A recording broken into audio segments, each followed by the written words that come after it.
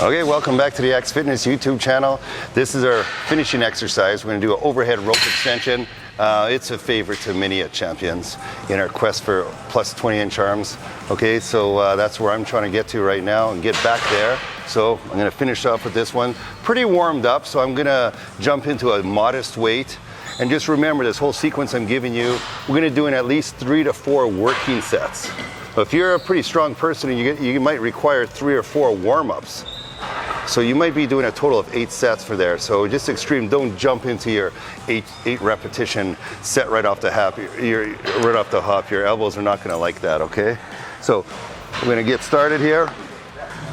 This is a nice movement as a finishing exercise as well, because you have a continuous pull on you. Your triceps stretching out nice and really squeeze it.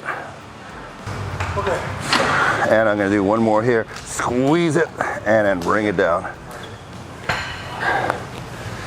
All right, nice.